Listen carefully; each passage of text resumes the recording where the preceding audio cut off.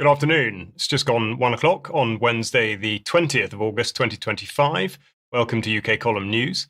I'm your host, Charles Mallet, and I'm joined in the studio today by Mike Robinson. Welcome to the programme, Mike. Thank you, Charles. Good. And by live link by Vanessa Beeley from Lebanon and Sandy Adams from Somerset. Now, in today's programme, we'll be covering a great range of topics from JD Vance's visit to the UK, including a look into his past and how that relates to his relationship with Peter Thiel and Palantir, a further look at online safety and in particular how it's being used as a pretext for pushing to get rid of VPNs, as of course was predicted by UK Column, a further look into the fallout from the Alaska meeting between Trump and Putin and how that bears relation to what's happening in Syria, news from Australia concerning the suggestion of financial motivation for abortion, and cybersecurity in the wake of the Bayesian disaster of a year ago.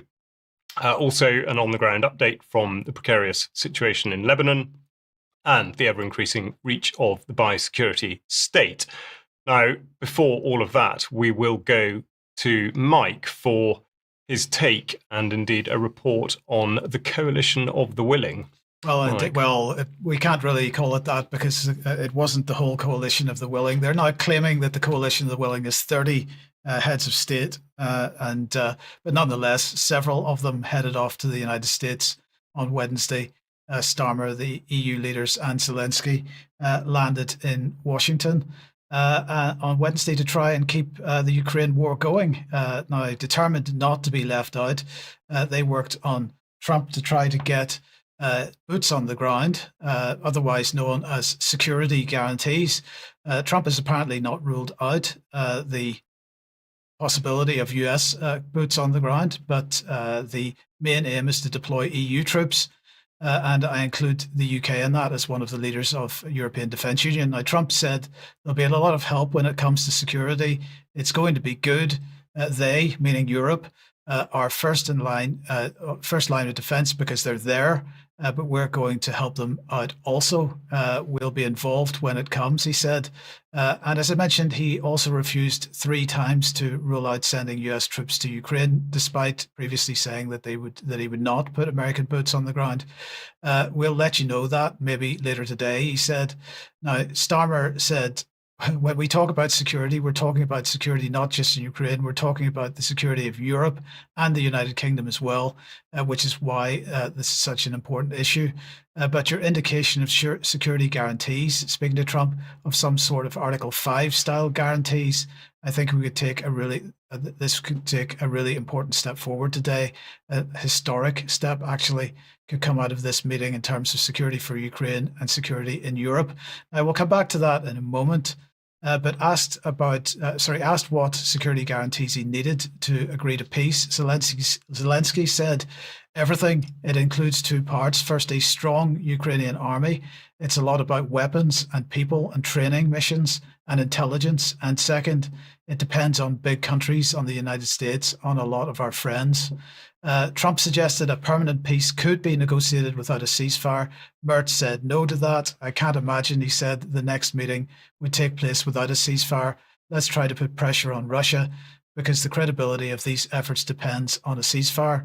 And he went on to say the question of who will participate in the security guarantees and to what extent it is something we must, of course, discuss between our European partners and with the US administration. It's absolutely clear that the whole of Europe should participate. After all, it's not just about the territory of Ukraine.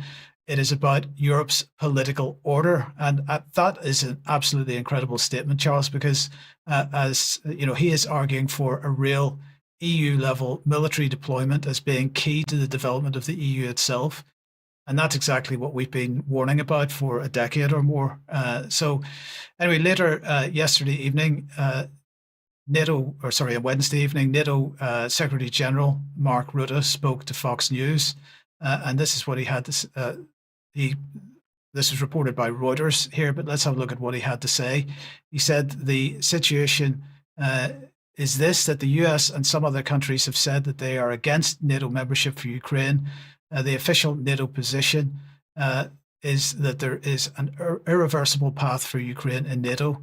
But what we're discussing here is not NATO membership. What we're discussing here is Article 5 type of security guarantees for Ukraine, and what exactly they will entail will now be more specifically discussed. So clearly, they are expecting that while Russia considers NATO membership for Ukraine to be a red line, that Russia will somehow capitulate to an alternative, which is tantamount to NATO membership. So we'll see how that goes. Because I can't possibly let this report conclude without some degree of sadomasochistic torture, here's a little of what Keir Starmer said following the meeting. So back at the British Embassy now after a long day, but a good day and a productive day, because both of the outcomes that we, the United Kingdom, most wanted, we've moved forward in a material way. And there was a real sense of unity between the European leaders that were here today and President Trump and President Zelensky. And two big outcomes, a breakthrough when it comes to security guarantees, with now the coalition of willing countries, that's the 30 or so countries that we've been coordinating for some months on security guarantees, now working with the US at pace to work up those security guarantees. These guarantees will ensure that if there is a peace, if there is a deal, then we hold to it and there isn't further conflict. So really important for Ukraine, really important for Europe, and really important for the United Kingdom as well. That's why it was an outcome we really wanted to achieve today. The second is that there will now be a bilateral meeting between President Putin and President Zelensky after a phone call by President Trump during the course of this afternoon to President Putin, followed by a trilateral meeting with President Trump as well. Now that's really important because it's a real recognition of the principle that no decisions about Ukraine can be taken without Ukraine. Ukraine must be at the table. So whether it's territorial issues, whether it's prisoners, whether it's the missing children, a really important step forward there. Now, these were both the outcomes that we planned for and wanted from today. Because there was that sense of unity, we were able to make real progress. So hopefully that wasn't too painful. Sorry, to apologise. Now, all of this was followed up with a virtual meeting yesterday of the so-called Coalition of the Willing that Starmer mentioned there. And according to the readout, the Coalition of the Willing is planning that teams will meet with their US counterparts in the next few days to, quote, further strengthen plans to deliver robust security guarantees and prepare for the deployment of a reassurance force if the hostilities are ended. So apparently there will be, as Starmer mentioned there's going to be this bilateral Zelensky-Putin meeting followed by a trilateral adding Trump back into the mix with the aim of an Article 5 style guarantee for Ukraine with EU Defence Union boots on the ground, the so-called reassurance force. And this is all setting up a scenario for some kind of incident, I would argue, blamed on Russia, which enables permanent conflict. Perhaps Russia would be mad to accept this, in my opinion, although it has to be stressed that nothing has been said yet about what Russia is being offered. It's going to have to be something big, probably, an offer they can't refuse, so to speak. So, I don't know, Charles, what you make of it, but, you notice when Starmer was speaking there, the coalition that we are coordinating, this is a British effort. Yes, absolutely. I mean, I think there are so many points to draw out of this, and I dare say we won't have time now, so we'll go on into extra with this. But I think that one of the first things, just finishing on what you were saying there, in terms of reassurance, I think it would really only be the defence industry that takes reassurance from anything that's being proposed so far. And it's interesting to see how the narrative has moved on over the last few months, because, of course, when we were discussing this several months ago, this coincided with the supposed deal for rare earth minerals that Donald Trump had apparently struck with Ukraine, and that was when there was a suggestion of a peacekeeping force. And that's, of course, been pushed quietly to one side, because certainly if one is to follow what the United Nations sets out, a peacekeeping force specifically requires the consent of all parties to a conflict. And of course, Russia had been very clear to state that they were not going to guarantee that they would go along with any such thing. So I think that's an important point. I think the other thing really is just you brought a lot of the sort of narrative points out of this. I mean, I've printed out a little bit of it, but it's the language used is just completely suggestive of of war. I mean, you're talking about peace and then talking about a force that can deploy in the days following the cessation of hostilities. Of course, we've got £4.5 billion worth of military support going to Ukraine this year. Talking about the drone industry and all the rest of it. And the other thing I think is Radakin, Chief of Defence Staff, who should be regarded absolutely as a politician and a propagandist in all of this, and to consider that he has any other part to play, I think is willfully naive. But he spoke last week in Washington to the Center for Strategic and International Studies, and he said his sort of opening gambit was to say that we're in a new, more dangerous era, but Britain remains safe. NATO is stronger, Russia is weak. And that was the line of what he had to say. He went on to talk about the sort of advent of the conflict. And again, I think the point to be made there is we're right back to the beginning in terms of suggesting that we must be next, rather than listening to anything that Putin or the Russian administration has actually said about their objectives. This insistence that Kiev should have fallen because that's what they were setting out to do, when in actual fact there's no substantive evidence of that point being pursued at all. So, I mean, a huge amount to come out of this, but as I say, it's all pointing towards the reconstruction and the seizing of, I mean, ironically, the seizing of all things Ukrainian by this supposed coalition of the willing, to the benefit of the defence industry, I would say. Vanessa, before we move on to your segment here, do you have any thoughts on that meeting? No, except as I'll try to demonstrate in my segment, that I don't think you can divorce whatever conversations were ongoing even before Trump's inauguration about the Ukraine deal, and how Syria in particular was involved in those conversations and potential concessions made by Russia to allow the toppling of the Syrian government after 14 years of resistance against a regime change war. And so I think while we're sort of being tunnel visioned towards only looking at Ukraine in this instance, in my opinion, it also incorporates other deals that are going on globally between Russia and the US. Okay, well, why don't we move on to the potential other deals? I mean, What are your thoughts on this whole exercise right from the Alaska meeting? Yeah, well, I mean, what we've actually seen, of course, and we have to remember timing is always incredibly important, and the timing has been just as Israel is ramping up its final solution against the the Palestinians in Gaza and in the occupied territories, and also increasing pressure on Lebanon for the resistance to disarm. So all of this is going on at the same time as the Alaska summit. And then if we look at what's going on in Syria, and this is very much why I think it's intrinsically connected to discussions over Ukraine and concessions potentially being made by the US and Russia. And you will remember that earlier this year on UK Column, we mentioned quite a few times that Tel Aviv or Israel has been lobbying for keeping the Russian military bases in Syria, effectively to contain Turkey, prevent Erdogan's neo-Ottoman expansionism, but also effectively to keep Iran or Iranian influence out of Syria. And then leading up to the Alaska summit, it's very interesting because we then had discussions between the Syrian al-Qaeda regime, of course, put in place by the Washington alliance, meeting with Russia, and then suddenly Russia having access again to the south in Syria. In other words, restoring the patrols that it used to do under the Assad government, to, one, prevent Iran or any organizations affiliated with Iran reaching the border of the occupied Golan territory.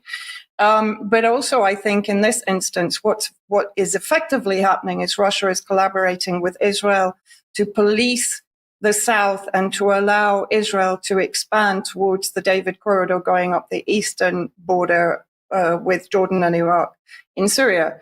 At the same time, Russia is expanding since March its presence in northeast Syria, which of course is currently held by the Kurdish factions under the control of the United States, but also supported by Israel, because the David Corridor will effectively link with the Kurdish-held territory in the northeast.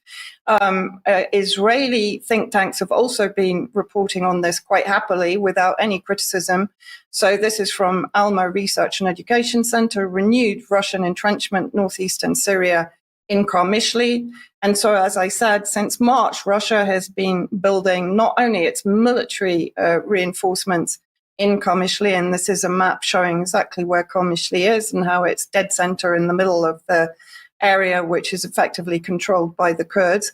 Now, this comes at a time that the US is reducing its military footprint in the northeast, which effectively has the potential to leave the Kurds relatively defenseless. So that could be that Washington sees Russia as a tool for tactical stability and to replace their role supporting the Kurds again against Turkey. And also there has been talk of Russia supplying weapons to Jolani, because Trump has effectively washed his hands of them and has said that he's not going to be supplying weapons in the future and that they should go to Turkey and Russia. So in my opinion, what we're seeing is a kind of rebalancing of Russia's role in Syria, and, if you like, a strategic move from Russia, which I'll talk about now, to secure the oil and gas, hydrocarbon resources that it had control of under the Assad government. So, of course, what we've seen recently is the so-called peace talks between Azerbaijan and Armenia, the effective occupation of the Zangezur corridor on the border with northwestern Iran by US corporate interests, which means, of course, they're military contractors, which opens the door to Israel on the border with Iran. And Turkey has effectively put itself at the bridgehead of supplying gas from Baku via Kilis, Aleppo pipeline, Kilis in southern Turkey, with the support of Qatar. And of course, the war began back in 2009 when Assad basically refused or turned down the Qatari-Turkish pipeline in favor of the Russian-Iranian one. But if we actually look at this corridor, so this is going from Baku in Azerbaijan to Kilis there, as you can see, in southern Turkey. Now, that pipeline, there is some controversy over whether it is actually now open or not. But I want you to look at the green line. So basically, it's coming down from southern Turkey, coming from Azerbaijan to southern Turkey, through northern Syria, down through Jordan, and then to Israel, which is the primary target, of course, of the Baku oil. And it's being supplied through Turkey throughout the genocide of the Palestinians in Gaza. But also look at the corridor that goes into Banyas and Tripoli and Lebanon. And that's what we've talked about, the importance of Tripoli, why the Americans are pushing Jolani to effectively annex northern Lebanon and take control of Tripoli. Turkey is also competing for influence over Tripoli. So as I've said before, what we're now seeing in the world today is this new type of multi-spectrum conflict taking control of all economic and resource corridors, trade corridors, military routes, and so on. And again, let's have a look at the Kirkuk-Banyas pipeline. So again, remember, this is going into territory that Russia has been allowed to keep control of. So going from Kirkuk in Iraq through Syria, central Syria, into Banyas, controlled by Russia, preventing Turkey from extending its control into the coastal area. And then finally, I just want to have a quick look at this map, which incorporates all of it, which I think is going to be clear. So you have on the coast Russian influence maintained with the approval of Washington. In the south now, they're going to extend their patrols and their military bases, which they already had under the Assad government. And then that triangulates up to Karmishli in the northeast. So what does that do? That actually traverses the two main corridors that are going to come in from Azerbaijan through Syria to Israel and from Kirkuk to Banyas. And remembering that the Azerbaijan corridor also has, if you like, a mini corridor going off to Banyas, which is under the control of the Russians. So I think what you're seeing right now, and particularly with the Alaska summit, is the maneuvering between Russia, Washington, and Israel to enable Israeli expansion, but also to enable, as I said, tactical stability for Washington's interests in Syria, particularly the resources, but for Russia potentially to be able to protect its interests in South Caucasus by having a foothold in the Zangezur corridor and in Azerbaijan. Now, of course, this potentially brings it into conflict with Iran and the North-South trade corridor, which is part of their strategic partnership. And that is potentially why Russia is now making overtures towards Afghanistan to divert the North-South corridor through Afghanistan rather than through Azerbaijan. So we're seeing a very different kind of war right now. A lot of maneuvering, a lot of very interesting alliances and potential disruptions of existing strategic partnerships. Absolutely. Vanessa, thanks very much. And of course, as you say, control being absolutely at the heart of it. And I hope we'll have more time to talk about that in extra, specifically with regard to Iran, which of course must be mentioned in a more full context, I think. Now, we will have to move on, but continuing on in a way, the theme of sort of control of everything, we're going to go to Sandy now, who's going to talk about J.D. Vance and indeed some of the relationships that he has with a certain set of influential people. Yes, thanks very much, Charles. Well, I've been looking at J.D. Vance this week because obviously he took his working summer holiday in the UK last week, and his first stop was, well, his second stop was Chevening, Dean Manor, where he hired a house. It wasn't him that organised it; it was George Osborne, but I'll get onto that. So. His first stop was in Chevening House in Sevenoaks in Kent, where he went fishing with David Lammy. Apparently, they bonded quite well on their deprived backgrounds and Christianity. Apparently,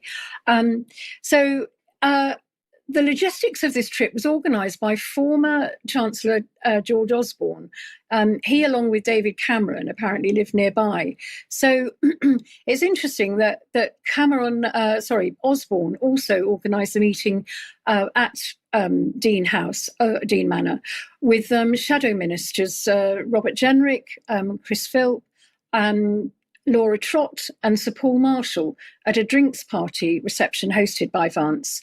Now, George Osborne's involvement in Vance's trip showcases his skill at transforming old political ties into ongoing current scenarios. And his role as holiday planner was really more than a personal favour. It was an example of how retired politicians managed to remain in power brokers, basically, in shaping connections and narratives long after leaving office. So the tiny village of Dean near Chipping Norton was thrown into chaos with motorcades and police and security staff taking over. And of course, there was a good deal of anti-Trump protesters there. And I think we've got a slide of anti-Trump protesters. There we are. They didn't like it at all. And of course, I'm sure some of them were organised, but the locals really didn't really enjoy the fact that J.D. Vance took up all the disabled bays at the local shop, the local farm shop, and nobody could get in there. Where he had a meeting with Lord and Lady, I think it was Bamford of the JCB fame. Anyway, so who is J.D. Vance? Has he been cherry-picked for success? And I believe he has. He wrote this book, Hillbilly Elegy. In 2016, it was published, which then became a Hollywood film. And in this book, he talks about his awful, dysfunctional childhood as a hillbilly in the Appalachian Mountains in the US, and how he elevated himself from this life by joining the Marines and then attending Yale Law School, and eventually he was catapulted really into the political arena at great speed. And everyone loves a rags to riches story. Hillbilly boy overcomes adversity, and becomes vice president of the USA. People love all that, don't they? So is this what he's there for? And I think it is. So when did he form a close working relationship with Peter Thiel? Vance's connection with Peter Thiel began during his post-law school years. After his Yale law graduation in 2013, he briefly practiced law and then moved into tech and venture capital. And from then he joined... He teamed up with Peter Thiel from Palantir, and I think we've got a slide of Palantir. As we know, it's a tech giant. They are really behind an awful lot of the rather transhumanist stuff that's going on with gene editing and what have you. Vance, first of all, in 2016 and 2017, he worked for Mithril Capital, which was Peter Thiel's venture firm. And all the while, he continued to work on his memoir, Hillbilly Elegy, and then which was always financed really by Thiel. Thiel was his bankroll, basically, and he had a lasting relationship with him, but. He then was donated £10 million by Thiel to back his Senate bid in March 2021 and help shape and fund his political career. Now, Vance had been transformed really from a Trump critic to a Trump supporter. He once called Trump an American Hitler. And now he's one of his most effective defenders and fundraisers. Thiel brought Vance to this his very first meeting with Trump at Mar-a-Lago in February 2021, according to the New York Times. Now, thanks to Thiel's financial and strategic support, Vance has surged really from being an underdog to winning the Ohio primary in 2022. So, he's really had this meteoric, sort of rise to fame. And so, you've got to ask yourself why. He fulfills a very important role.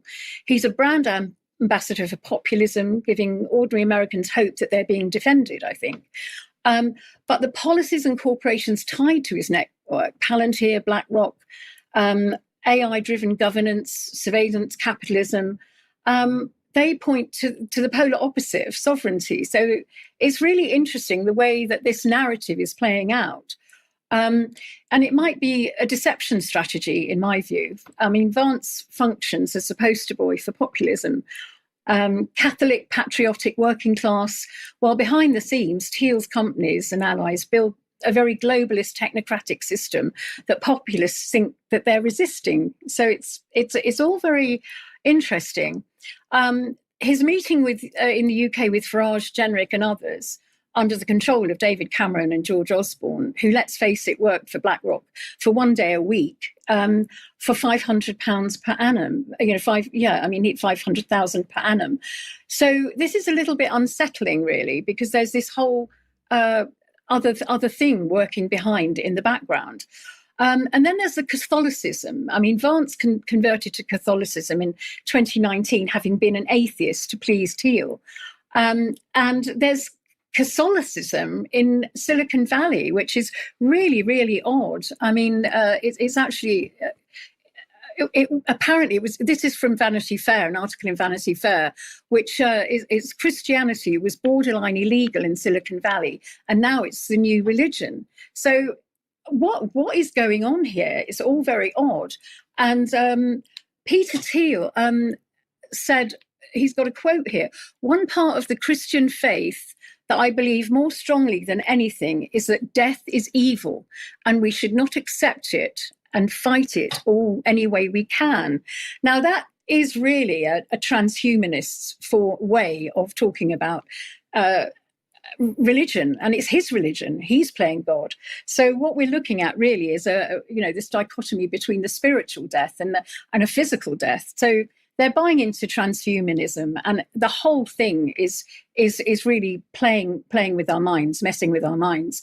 Now, we have to remember that Pope Francis did launch the 17 Sustainable Goals in 2030 with Obama in 2015 at the Vatican. So there is a whole story playing out here. So it's just interesting what's really going on with the whole Christian Catholic narrative. Yeah.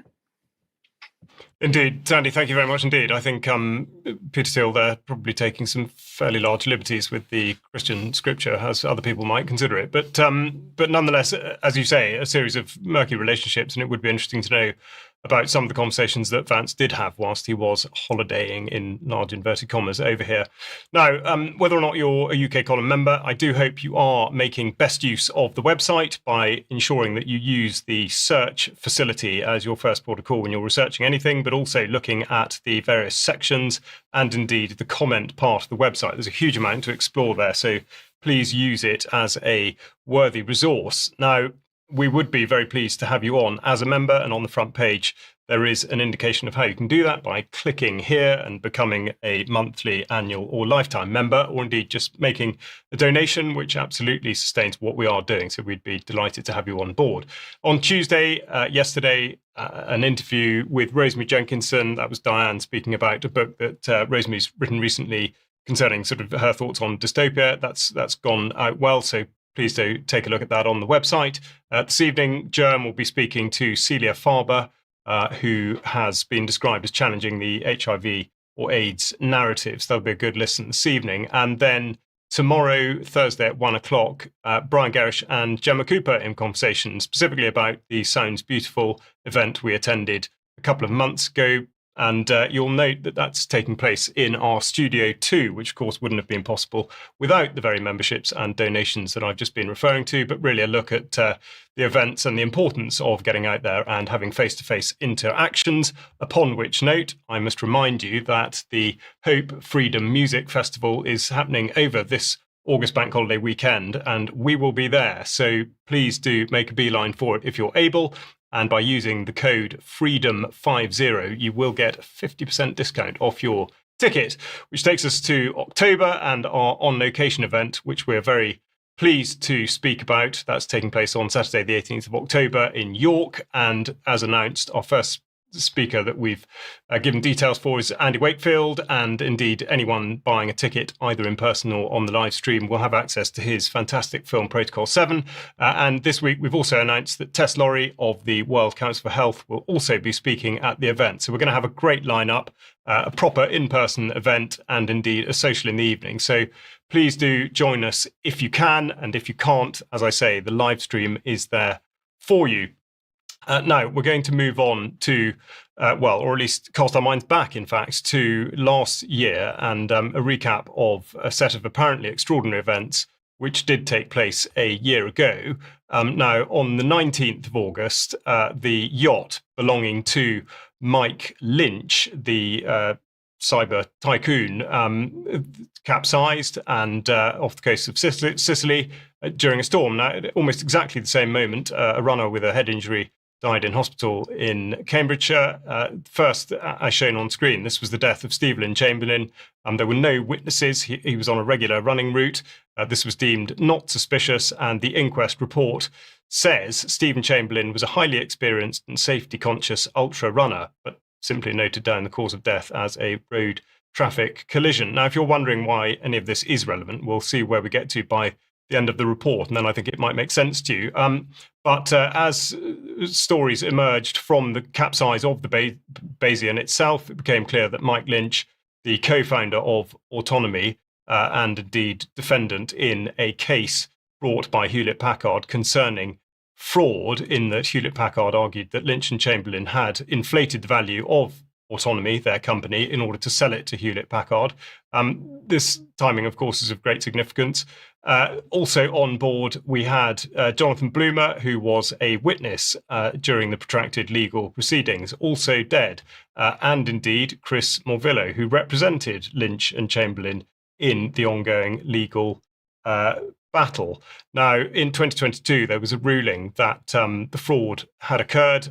This involved Lynch being extradited to the United States, being exonerated, and then indeed a celebration trip on the Bayesian, which we've just shown. Now, for more detail on the curious circumstances of the specific capsize, I would point you towards New Lines magazine, an excellent article written earlier this year by Floriana Balfon. Link will be in the show notes. Now, what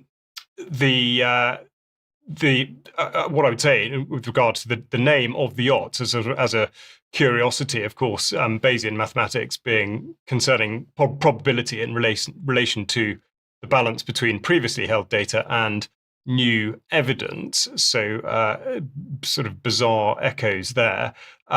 With regard to the accident itself, the Marine Accident Investigation Board have only managed to get as far as an interim report, which was published in May of this year, very scant on detail. And the only substantive point really is to say that the findings indicate that the extreme wind experienced by the Bayesian was sufficient to knock the yacht over. Further, once the yacht had heeled beyond an angle of 70 degrees, the situation was irrecoverable. Now, as a standalone point, that might be reasonable, but interesting to note that moored very nearby was the Sir Robert Baden-Powell, which had a hull built in the 1950s, only a couple of hundred yards away, owned and skippered by a man called Carsten Borner, and it rode out the storm by engaging its engines and turning into the wind. Now, the Bayesian was equipped with far superior instrumentation and indeed mechanical capabilities, but didn't take any such action, which again raises a large number of questions. One would imagine that will be covered by the Marine Accident Investigation Board. Now, just a few weeks ago, which is what really brings us to the relevance of all of this, is that the High Court issued a judgment on Hewlett-Packard's claim against the estate of Mike Lynch. Now, the initial claim was for £3 billion, and Mr. Justice Hildyard, in summing up, described the death of Lynch as being tragically and almost unbelievably coincident with that of Chamberlain, but didn't give any further comment. Now, the ruling is that the Lynch estate must pay at least $700 million to Hewlett-Packard, and this is as the main Financial Services and Markets Claim Act, with the other sums attached, takes it to over $700 million, which is believed to be a sum that will bankrupt the estate of Mike Lynch. Now, concurrent with all of this have been the activities of Darktrace, the cybersecurity business, which of course was set up by Lynch with the proceeds of the sale of Autonomy via Invoke Capital.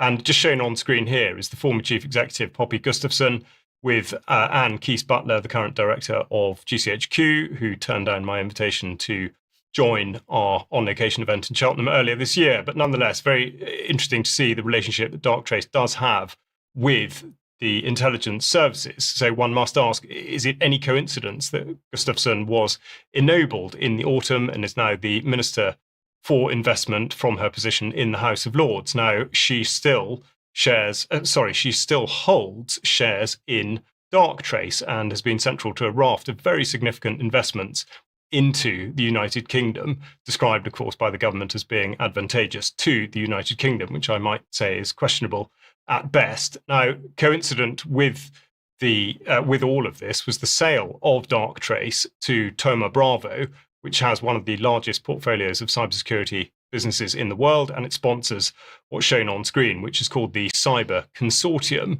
And it should be of note that since Gustafson came into government, Darktrace has secured its largest ever contract with that same government at 2.7 million, which might not sound like a huge amount of money, but given the explosion of entities that are described as being in need of autonomous cyber protection, it's fair to speculate that this is likely to represent the thin end of the wedge. And again, just to illustrate sort of where this appears to be going, two of the recent investments that Gustafson is said to have facilitated are the £1 billion commitment from DP World. Now, Ben was speaking about this very thing on Monday, but just to make the point that the Freeport that he was talking about is in fact owned and managed by DP World, which of course is based in the United Arab Emirates and has been involved in the very controversial port of Berbera in the Horn of Africa concerning the sovereignty of Somaliland and indeed relations with Ethiopia. So wheels within wheels, one might say, and certainly nothing free about this Freeport, but also £5 billion investment from Oracle, again, orchestrated, it would seem, by Baroness Gustafson, formerly or perhaps presently of Darktrace. And I would just conclude by mentioning that the BBC this morning talking about 94 new data centres. And the idea here is that whilst concerns are recognise that they're going to use all the water and all the energy that we can possibly produce. Don't worry, because they're going to recycle some of the heat and warm up all those swimming pools that haven't quite yet been built, or indeed may not have any water to put in them. So all of these things, one might say, do point back to some very strange circumstances at this time last year. But the direction of travel, I would say, seems fairly obvious, or becoming more and more obvious.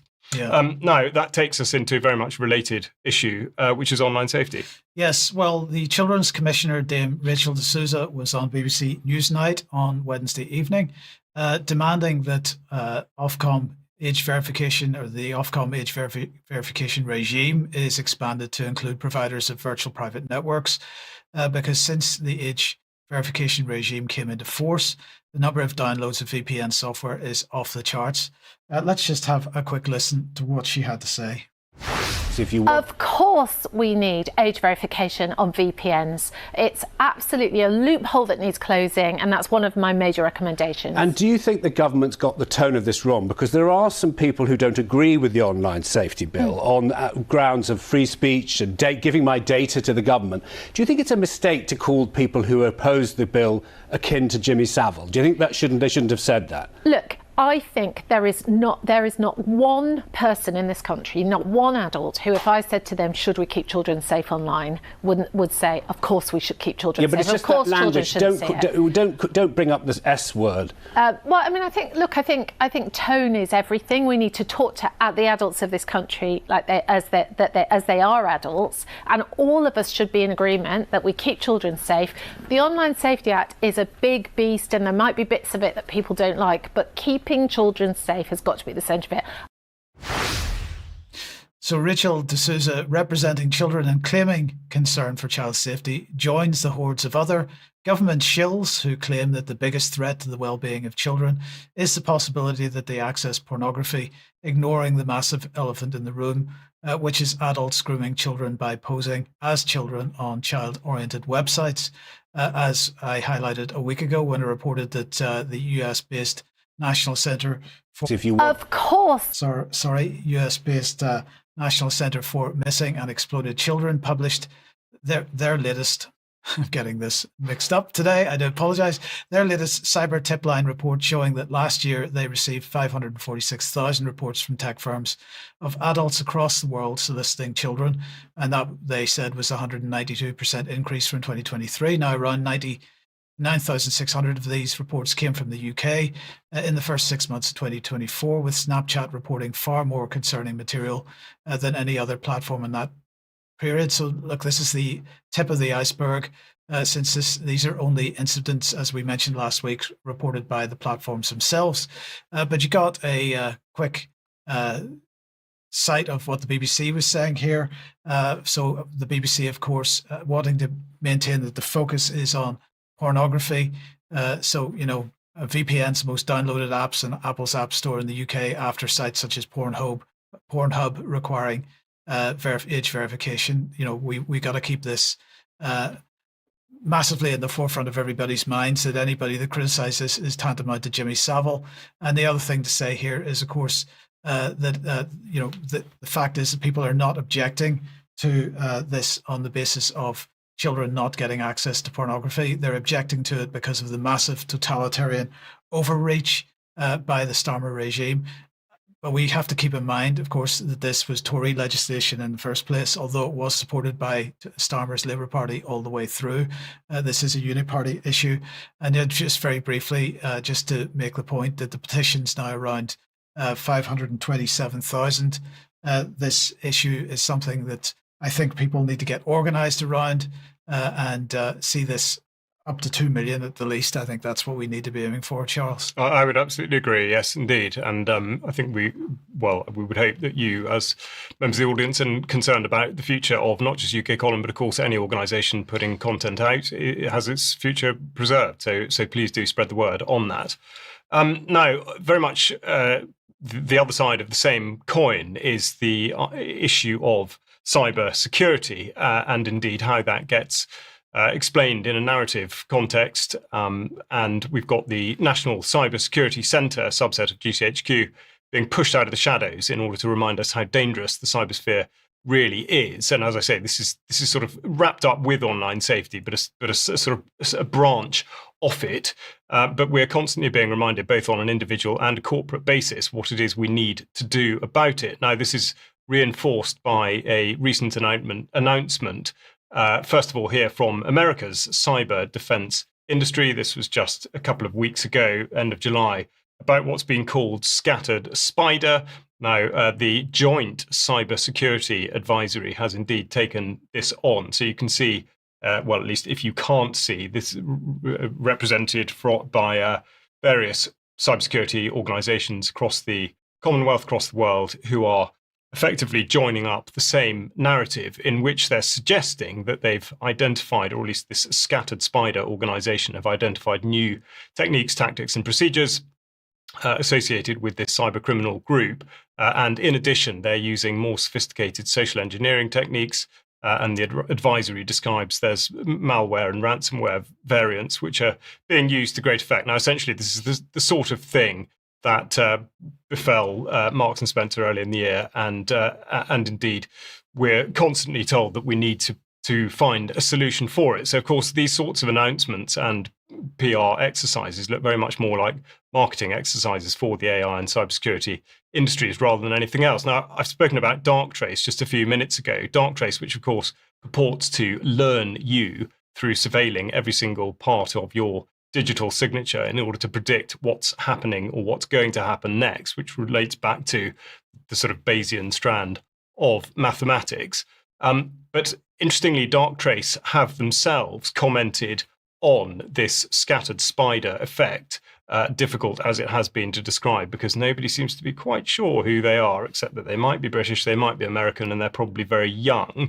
But Darktrace had said in their failings to deal with this, which of course is supposed to be autonomous and shouldn't need to be told what to do, but it was not in autonomous response mode at the time, unfortunately. So the attack was able to proceed without interruption, they say, and indeed they went on to suggest that with Darktrace's self-learning AI, anomaly-based detection, and autonomous response inhibitors, businesses can halt malicious activities in real time. Now, I think you get the picture, but what this points towards, and this, of course, is only speculation, but since it's widely known, of course, that the cybersecurity industry does indeed pay people to test platforms and indeed hack in what's described as sort of benevolent sense, one can only wonder whether these sorts of interferences from organizations like Scattered Spider are indeed in some way connected to the industry itself, which seems to benefit enormously from the outcomes.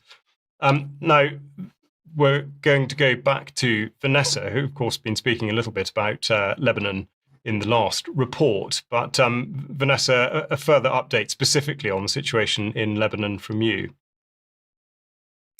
Yeah, obviously just an update on what's going on. The agenda is to effectively weaken Lebanon generally, not only to disarm the resistance, but also to cause division and fractures within the Lebanese army itself, reduce it down to nothing more than a national security or police force rather than a force that can actually defend Lebanon against Israeli expansionism, of course. And so one of the first tactics that they used, and I think this is very interesting, this is the crossover between what is happening in the West and what's happening in the West Asia region generally, is that, first of all, Lebanese banks, most of which are franchises of European and foreign banks, have been banned from dealing with Hezbollah's financial networks. Now, we've talked before about the independence of the Hezbollah banking systems that are available to all Lebanese, not only to members of the resistance communities, and that are based upon interest-free loans, basically. And then, of course, there's been talk very recently, the Trump administration has been talking, particularly Marco Rubio, about ending the UN peacekeeping in Lebanon, Europe pushing back. I think this is more to do with Trump basically trying to foist the funding of UNIFIL in Lebanon onto particularly France and Italy, and to disentangle the US from having to shell out any funding for them. Because, in fact, when Tom Barrack, the Trump envoy to the region, and his very close business associate was in Lebanon, he's pushing for Chapter 7 to be imposed on southern Lebanon using UNIFIL effectively, if we have a look at what it actually says in the article, using UNIFIL as an occupational force on behalf of Israel. So the renewal decision for UNIFIL will carry an escalatory and highly charged tone, basically under Chapter 7 of the UN Charter, which allows it to disarm by force the resistance by conducting raids, arresting citizens, and setting up checkpoints. Of course, until now, UNIFIL has only been able to operate in collaboration with the Lebanese army. And so what they're effectively saying is they will restore the funding to UNIFIL for 1 year, and they will increase UNIFIL rights to intervene on behalf of the state, in other words, on behalf of Israel and Washington in southern Lebanon. And then almost immediately after the meeting of the two envoys, including Morgana Ortagus, who came with Tom Barrack, he went immediately to Tel Aviv, allegedly to put Israel under pressure to withdraw from the 5 points that it's still occupying in the south. But of course, even during these meetings, Israel continued to bomb southern Lebanon and to assassinate what they claim are resistance members, but in fact, in many cases, are nothing more than the civilians and citizens living in the south or trying to repair or reconstruct property that was destroyed by the last war that ended in November 2024. Saudi Arabia, of course, is coming in on behalf of Israel and Washington to put its own pressure on the resistance faction, saying that basically there will be no investment in Lebanon from the Gulf states without Hezbollah's disarmament. So they're withholding investment, withholding reconstruction funds. And at the same time, of course, what we've seen and what we've been talking about is a build-up on the eastern border and the northern borders from Jolani's al-Qaeda Takfiri elements, particularly the Chechen, Uyghur, and other foreign groups on the northeastern borders in the vicinity of Hamel City. And there have been sporadic incursions into Lebanese territory for some time now, since about March of this year. But what we've seen in the last few days is a definite buildup of heavy artillery, tanks and machinery to the area in Syria that is close to the border with Hamel. So what they're obviously angling for is to put pressure on the Lebanese government with the threat of a Takfiri invasion and an increase in Israeli incursions into southern Lebanon to enforce the disarmament of the resistance. Vanessa, thank you very much indeed. Any comment on that now? No. Wait for extra. Right, okay. Now, just when you think you've heard it all, a report comes out of Australia suggesting that it might be possible to make money out of having an abortion. Sandy, what have you got for us on this? Yeah, I mean, it's quite concerning, really. Revelations have surfaced that the Australian government is paying a baby bonus of more than $4,200 to women who choose late-term abortion to end the life of their healthy unborn child.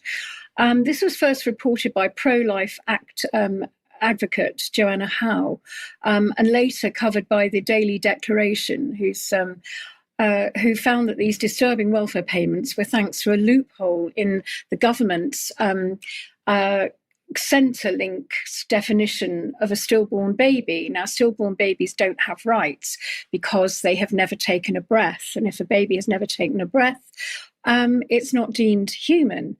So this is the way they're doing it. Even worse, the payments of over £20,000 are available to mothers who opt instead for parental leave pay on the premise that their aborted baby was stillborn. Now, this is very good. This is a good thing if a woman has genuinely had a stillbirth, and needs parental leave for up to a year or maybe 18 months afterwards because of her trauma. But this is different. This is they're incentivizing women to actually have an injection to kill their babies first before the stillbirth. So I mean, with the exception of a single article in the Advertiser last year, the mainstream press is refusing to touch this story in Australia. A curious silence, given the overwhelming public interest in the scandal. An X thread has almost reached 1 million views. And the lone article was authored by a courageous journalist, a lady called Catherine Birmingham. Unsurprisingly, there's detractors who've rushed to dismiss the revelations as fake news. However, Dr. Howe's evidence is compelling. There are 4 reasons to believe her claims are real. And it's all about the Centrelink's definition of stillbirth. To be eligible for our payments, it says, I think it's the next slide. To be eligible for our payments, a stillbirth needs to meet our definition. A stillborn baby is one who's not breathed since delivery and has had no heartbeat after birth. To be considered stillborn, a baby also has to have a gestation period of at least 20 weeks. So this is encouraging late-term abortions, and weighs at least 400 grams at their birth. So, this is... all of this meets their criteria basically for these payments. And Dr. Howe's key concentration is that Services Australia has to carve out to say that the stillbirth has to be natural as opposed to intentional. And all that's required is a letter from the hospital confirming that the baby was delivered stillborn. So there's no scrutiny here at all, even from the hospital and the doctors and midwives at the hospital. The medical eligibility component of stillbirth is determined and declared by a medical professional, the spokesman said, but Services Australia does not receive any detail on the nature of this determination. So there's definitely something going on here. And in 2013, a Catholic pro-life advocate, Bernard Gaynor, published a disturbing medical form by a family that was hurt by abortion, and that's been withdrawn, and I'll flag that up later. But certainly, they've got forms here, if we can flag this one up, of have you registered? It's free to register a child's birth. You cannot be paid parental leave pay and be paid by newborn supplement with your family benefit. So it's all the paperwork. So you just have to fill in a form. It's all very, very blasé, to be honest. There was this form, which a medical form, which this pro-life advocate Bernard Gaynor flagged up, and it was issued by the South Australian Department of Health, and it was a yellow A4 document, provided detailed instructions for post-abortive women on how to apply for the stillborn baby payment, then known as the bereavement payment. Or paid parental leave by registering their abortion as a stillbirth. Now, that form was withdrawn 12 years ago, and instead it appears now to have gone underground. So it's all very, very concerning. The Dr. Howe said that she was contacted by midwives who are traumatized and shocked by the rise in late-term abortions of healthy babies.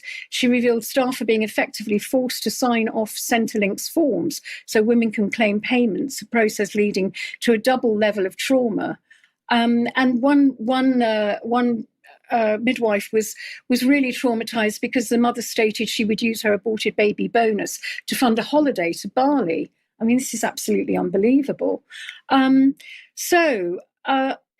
late-term abortion in Australia is most often performed by injecting the baby's heart with potassium chloride or digoxin, followed by the induction of labour and the delivery of the dead infant. Now, the other thing is that there's no provision for a funeral.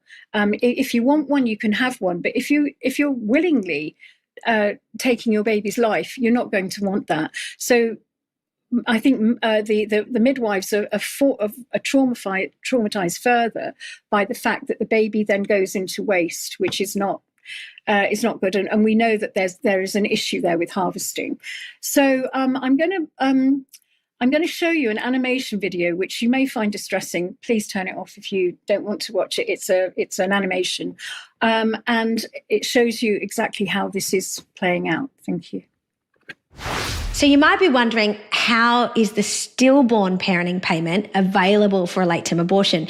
Here I need to do just a quick recap of the method for a late-term abortion, and I'll pull up the policy from a New South Wales hospital, and it's the same process everywhere. So what occurs is the mother goes into the hospital, she goes under general anaesthetic, but a abortionist will inject the baby's heart in utero with poison, so it's either digoxin or potassium chloride. The baby then goes into cardiac arrest and dies in utero, so they die in the mother's womb. Now, they have to get that baby out some way, and the way they do it is they induce labour in the mother. So she takes pills that lie to her body and make her think that she's going into labour early. She then delivers that baby vaginally, but she's not delivering a live baby, she's delivering a stillborn child. So it's a forced birth of a stillborn baby. Now, because that baby is stillborn, this is what then makes her eligible. I mean, it's shocking, really. I mean, we've got genocide by war and genocide everywhere. We've just relaxed the laws in the UK for full-term abortions, and let's hope we don't go down the same route as South Australia. Shocking, it absolutely is, Sandy, but nonetheless, thank you very much for looking into that. Now, on the subject of controversial medical procedures, Vanessa, you have unearthed something in Lebanon. Yeah, I mean, I was basically having a conversation with someone the other night who did take, I think, at least the first vaccine and then didn't take the booster. But they were laughingly telling me that there are some advantages to the corruption that exists in Lebanon, because in reality, the Pfizer vaccine, and this is translated from an article in Arabic that they sent me to prove that what they were saying is true. The Pfizer vaccine in particular was replaced by Lebanese hospitals and doctors with a saline mixture, basically. So the people that thought they were getting the Pfizer vaccine in Lebanon didn't actually get the vaccine, and therefore haven't suffered any of the adverse effects that people in other countries that did take the real Pfizer vaccine suffered from. So, there are some advantages to living here, I guess. Indeed. A good news story, but not for Pfizer. Thank you very much, Vanessa. Now, on a related theme indeed, biosecurity, I spoke last week about blue tongue and the continued push for vaccination, particularly with regard to sales along the English-Welsh border and access to markets. It means that there is a huge push for vaccination, although reports suggest that only 1% of sheep and 5% of cattle in Wales have actually been vaccinated. So there seems to be some resistance for a number of reasons, but of course, alongside this is really the inference that there will be a regime of complete testing, tracking, injecting and surveillance under this heading of biosecurity, and indeed the inference that this is all part of a convenient and safe approach. Now, bird flu, again, never far from the headlines, and indeed the vigilance and biosecurity we are reminded of regularly, this time by APHA Today.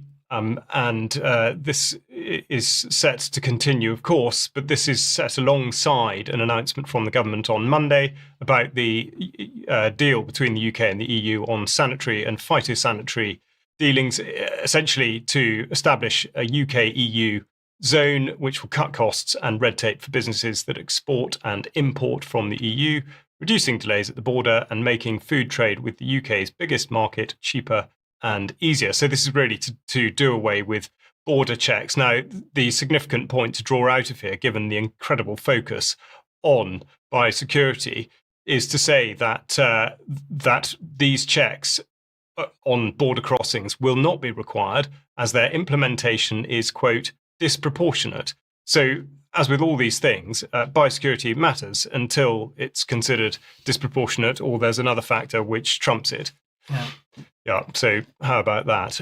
Now, we have a different note upon which to finish. We've spoken a lot about the way in which Palestine action has been treated over the last few months, of course, resulting in their recent proscription. But we will now take a look at how plasticine action has been dealt with.